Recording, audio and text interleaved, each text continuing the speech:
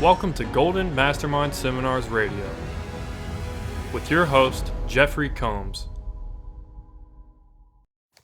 Jeffery Combs, President and Founder, Golden Mastermind Seminars Incorporated.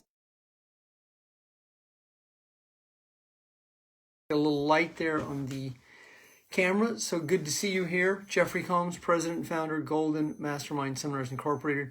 Welcome to Tuesday afternoon Facebook Live. Good to be here with you.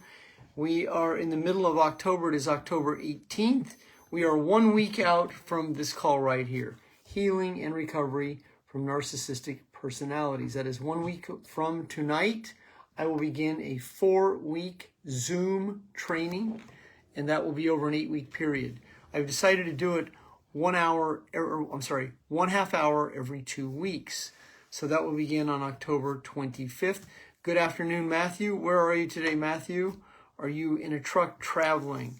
Joe Casper, how are you this afternoon? Good to be here with you. Today is Tuesday, 2-4 Tuesday, so it is good to be here with you. James Pryor, I found black and white pictures of you performing in New Hampshire for me back in the day. I believe that was in 2016, so good to be here with you, everyone. And I did see Carly also. The topic for today's Facebook Live, Diane Hunt, good to see you this afternoon. Sandy, good to see you this afternoon. You look awesome, Sandy.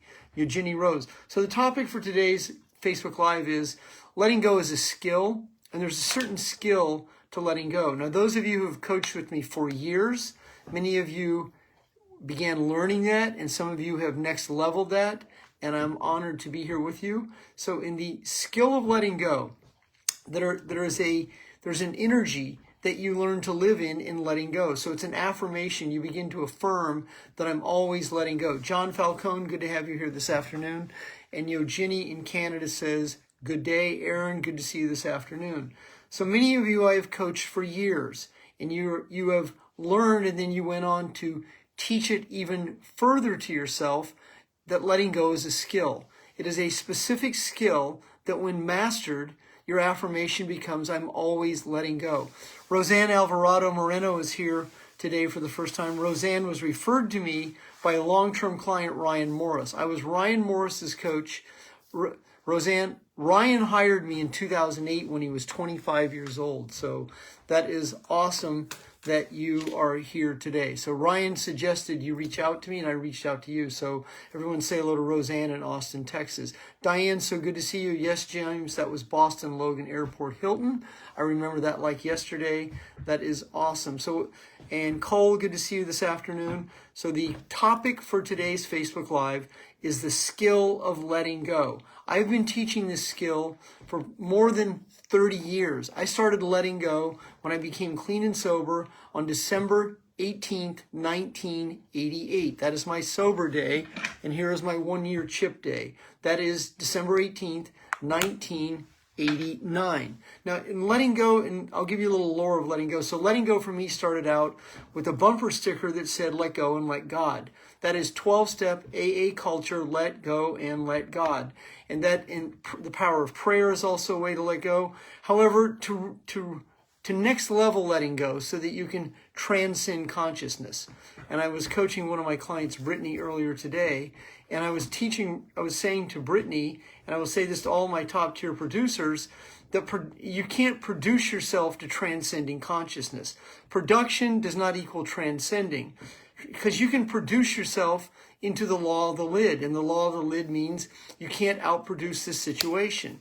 To transcend is to let go. So you can have a big team or a big culture or a big business, but that doesn't mean that you're living letting go. It means you become skilled at managing and running that business. But if you desire to improve who and what you attract, so if you want to attract a top tier manager or a top tier producer, or you want to attract a top tier client, it's going to require you to be able to transcend your own consciousness. So you can produce yourself into a box and not really understand how to let go of that. And that's what happens to many people. It's called the law of the lid. And when you reach that emotional lid, it means that in the scale of consciousness, you've reached a higher level of letting go of anxiety, fear, and doubt. But to truly let go of anxiety, fears, and doubts requires a concerted effort, one day at a time, and that means reading specific content on this very topic. And so you can read Tony Robbins, you can read Bob Proctor, you can read some of the masters. However, the people that are really going to assist you are going to be Dr. Joe Dispenza, myself, Greg Braden, Louise Hay, people who really understand mind-body connections, because there's a let go of when it comes transcending. So to transcend means to elevate. It means to lift, to transcend above. And that's virtually what happened with Christ. It means you transcend. It means you lift.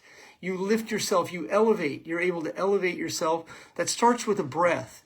Now, if you live in a short breath cycle based on trauma bonds, panic patterns, violations, sexual abuse, physical abuse, growing up in troubled household, men and women are coming through the house, you have multiple parents, you're an adult child of narcissists, adult child of alcoholics, or you're an adult child of unpredictability, any multitude of these situations creates a reflex in the body called fight or flight. And if you live in this energy of fight or flight, it means there's a flex and a flinch. So to really begin the process of letting go is to understand what it means to relax in your body. So that when you relax in your body, it's a longer breath cycle. It means you actually take the time to breathe throughout the day. Instead of living in fight or flight all day, and you go 0 to 90, and you're in worry, anxiety, fear, and doubt. Trauma bonds and panic patterns. And unfortunately, a large percent of the planet lives in that, waiting for the next shoe to drop, worry about what's going to happen with the government, worry about what's going to happen with the economy. Oh my God, the 23rd and the 25th, there's going to be UFO attack, World War III. This man's going to get arrested. They're going to get arrested. All of this situation that is going on in the analytical, egoic mind that's about the future that hasn't happened. Even though those are all the possibilities, and I've been down that rabbit hole for 40 years, and I'm not a novice when it comes to understanding NWO and everything behind that veil. I understand it implicitly, but that is not my focus. I mean, that's the wolf at the door that I know is always there, but my focus is on being able to be my best self, being able to teach that to others, being able to teach how to live in the solution, how to let go of the problems, focus on results and the outcome, and then especially transcending levels of consciousness. So the bottom of consciousness is grief, apathy, pride, anxiety. See, these are the anxiety, fears, and doubts that are driven by the emotions of anger, hate, resentment, frustration, disappointment, guilt, and shame, abandonment, rejection, grief, apathy, and pride. These are the emotions that comprise the neurological network of neurons that wire and fire that form the feelings of anxiety, fear, and doubt. And in those feelings, we vibrate at 200 cycles per second. 200 cycles per second in measured, calibrated energy that comes off of our body in transmutation. So that's telepathy. That's our telepathic feelings that we are sending. And when you're in these feelings, you're going to attract your reality, people and situations to fulfill these feelings. As you begin to have a better understanding of the neuroscience, the transmutation of energy, the skill of letting go, which is the separation from the feelings and the events, means you're an objective observer. You can observe the fact that this happened to you. You can accept it happened to you. You can accept where you are right now instead of denying where you are, saying, I should be further along. Well, if you should be further along, you would be there. So in rigorous honesty, you can own your role in what you've done. That's where you practice forgiveness. You can also own other people's roles and what they've done to you. That's forgiveness. And so when you can objectively not personalize it, then you are moving into a state of non-attachment. Non-attachment begins the transcendence of consciousness. Because when you're attached, you're holding on to it. Then you're pissed off at someone. You're pissed off at yourself. You're angry at yourself. You're angry that you're not further along. You're angry at the world. You're angry at politics. You're angry at being angry. And you're so angry that now you've moved into resentment. Resentment is an abiding energy that's much deeper than anger that is held on to. And resentment energy attracts perpetrators and violators. It attracts the narcissistic trauma bonds. And then you wonder why these crazy people showed up in your life. Well, they showed up in your life because that's the law of averages for one side of it. And then there's the science of attraction that keeps happening over and over to fulfill a feeling. And the more you understand that this is a cause and effect situation, it's a mind-body connection. And the better that you understand why you do what you do, and the more disciplined you are emotionally, not just in the gym or not in cleaning up your house, but your emotional discipline means that there are no more cheat days. And a cheat day means you cheat yourself out of life by worrying about it. You cheat yourself out of life about focusing on what you don't want to have happen so that it happens so you can be disappointed. And as you have a better understanding of this dynamic, this phenomenon, this phenomenal situation that keeps reoccurring, and you understand that that's the inversion of it. And the more you understand the word invert, and you understand how certain people have taken this term inversion to the next level, and you're living in this matrix, then you will turn it around, because that's what it is. So the term inversion is showing up frequently in lore that's going on in the world, and the more you understand this. So if you take a baseball field and you turn it upside down, it's a cipher. Oh my God. Now, who uses the cipher? Well, I'll give you a hint. They use 33 as their numbers. Now, that's a hint that if you can put those two together, the 33, the cipher, and a baseball diamond, oh my God. How many strikes are there? 3. How many outs are there? 3. How many bases are there outside of home plate? 3.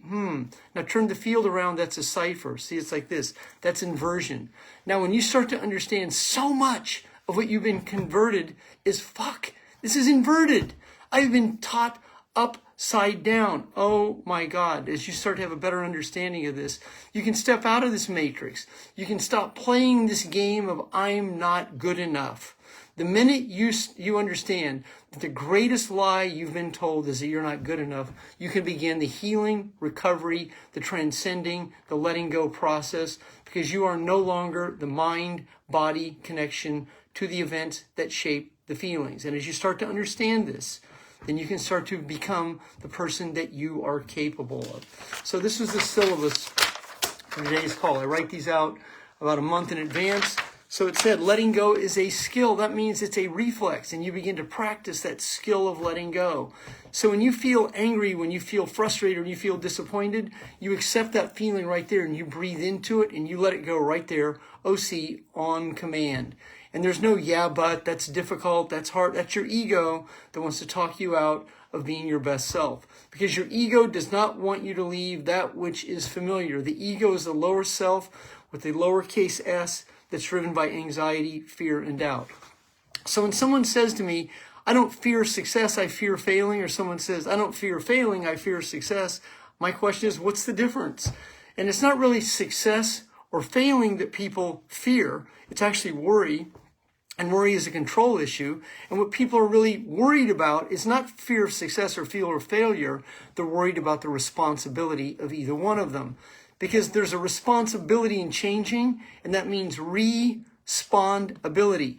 Because you've been reacting most of your life.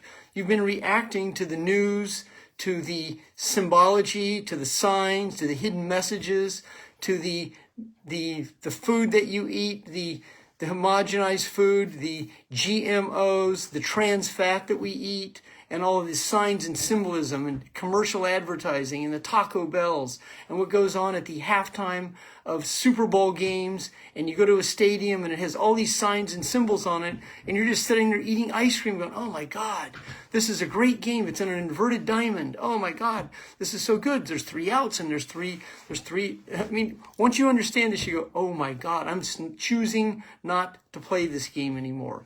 And as you choose not to play this game, you start to empower yourself. Now, that means you're going to have to address your guilt. Many people are guilty and they feel selfish if they're going to step out of this matrix. Well, you're doing the rest of the world a disservice by playing like this. It's time for you to play to be your best self. And instead of playing, it's not really a play, it's you. It's the real game of life.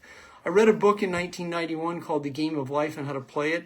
Mind-blowing book, about this big, 75 pages, by Florence Scovel Shinn. Chapter 3, Word is Law. Words do not return void.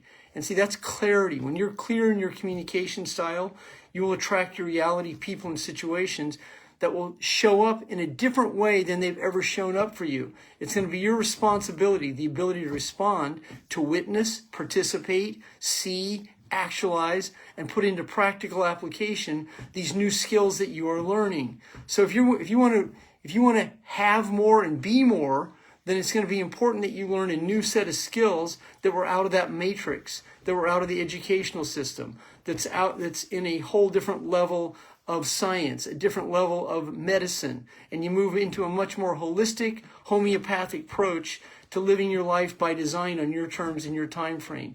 That means changing your diet, changing your routine, changing the way you feel about yourself, changing the way you feel about the outside world, putting more energy to what's going to be best for you, having clearer boundaries for yourself, letting less people take advantage of you. You'll let go of over-obligating, enabling, and doing so much for others, and not feeling guilty or selfish about taking care of yourself, while also being able to empower others and be able to attract your reality, people and situations that foster courage, that is collaboration, that does bring unity, that does bring teamwork, that does bring people together of like consciousness. And the more that you start to focus on this rather than that, you will change who and what you attract, and that's called they show up. And when they will show up, then in letting go, that you'll say, this always happens to me, on the inverted side. Rather than saying, this always happens to me, I always get behind, I'm always late. Well, you can invert that. And you can turn that equation around, and you can turn that equation to this always happens to me. That seat's always available for me. There's always a parking space for me. I attract exceptional service in restaurants. People show up. Musicians that I ask to play a song know the song. They know the song and they do it admirably. And so there's a level of joy and bliss that becomes transmuted, and that is called emotional sobriety. Because if you're emotionally drunk, you are going to be holding on to a series of events that have shaped your feelings. And the way that you begin to let go is breathing, meditation. Jenny, go ahead and post your website here. Any one of you that are quantum healers, feel free to post your website. If you understand the content that I'm sharing, feel free to reach out to people that are listening, because we are a collective consciousness of a planet coming together to create significant change. Our planet requires us to show up right now. Now is not the time to be small. Now is the time to be your best self. And playing small means you're down here in fight or flight. I'm not suggesting you play large. I'm suggesting you not play period. I'm suggesting that you show up and be your best self. And then when you go to bed tonight, you go emotional sobriety 1. Emotional sobriety 101. It means you went the day without avoiding being your best self. You did the dishes, you made the bed, you exercised, you did it, you had a schedule, a routine, and you're starting to develop these habits. These are production habits. These are habits that are empowering. And you start to bring this energy in a way that you've never brought it to you before. And it doesn't matter whether you're 46 or 64, inverted, whatever it is. What matters is that you focus on being your best self, one day at a time. Now, the reason that most people don't do this is because there's a degree of difficulty that people aren't willing to put the effort forth. And it's only one day. You're managing yourself in time. It's not time management, but you learn to manage yourself in time one day at a time. And that's what you duplicate is the back. It sounds so simple, yet very few people do it because they live overwhelmed. They don't have a structure. They don't have a routine. They don't have a daily method that they operate in, and they wing it. And you will not wing it to sobriety. It does not happen that way. I've seen people do it. They white knuckle it and they pink cloud it, and they're going to do it their way. They don't want to really follow the system or the routine. They're like, fuck it, I'm just going to do it. Well, it doesn't happen that way, because transcending consciousness is a discipline. You can't force consciousness. Consciousness comes from letting go. To raise your level of consciousness, it's not possible to do it in the body that you showed up in. And the body that you showed up in, by the time you're 18, your personality is a direct reflection of your personal reality. If you were traumatized and you grew up with parents that were practicing narcissists, or you grew up with parents or family members, or a multitude of situations, or you were singled out by the mean girls at school because you were pretty, or you were singled out because you were told you were a slow reader, or you were held back in a class because of situations. Well, that's the past. Today is the present. Today is now. And the man and woman that you choose to be today, that's your respond ability, your ability to respond. So letting go is being able to separate your feelings. And the feelings that you separate from allow you to no longer be the mind-body connection to the events that shaped your feelings. So if you have asthma, hay fever, eczema, eating disorders, a multitude of situations, that's a byproduct of the events that shape those feelings. This is science. It's quantum physics. And as you begin to understand this, then you're not in the dark anymore. It's not that difficult, but it does require effort. And this is why most people avoid it, because they don't want to read the books. They don't want to listen to the content. They aren't willing to put together a meditation practice for 5 to 10 minutes a day. They don't practice deep breathing a few times a day. They don't exercise on a routine and simple exercise.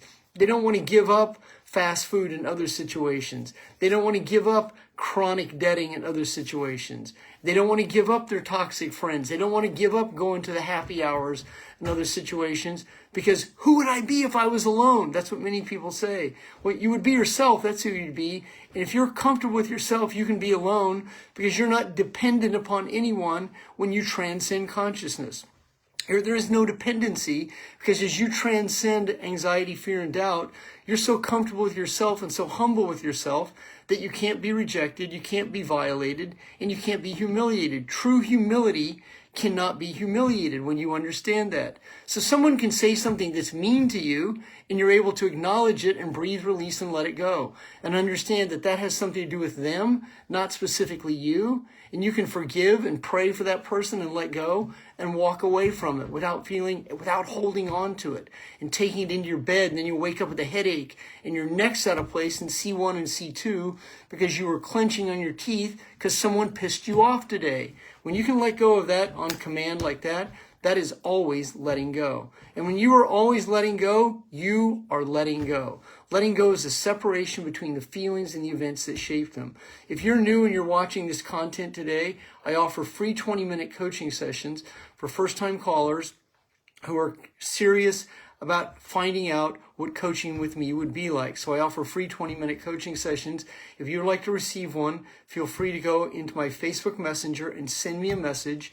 Or you can go to my website, goldenmastermind.com, and there's right there's a survey you can fill out. It'll come to me directly, and I'll respond to you within 24 hours. If you receive the content today, go ahead and hit the like button. That will put you in my news feed where you will receive my updates and notifications. I'm on Facebook 7 days a week, on Facebook Live, Instagram, LinkedIn, and other social media sources. I want to thank all of you. Heather, good to see you this afternoon. Mark Owens, thank you. Debbie Ricks, Matthew, James, Inga, thank you, all of you, for being here. It is my privilege and honor to be here. In 10 seconds, I'm going to hit the record button, and this will be available for playback. I will be back here tonight at 9 p.m. Pacific, as Tuesdays are 2 for Tuesdays. Have a great afternoon, everyone.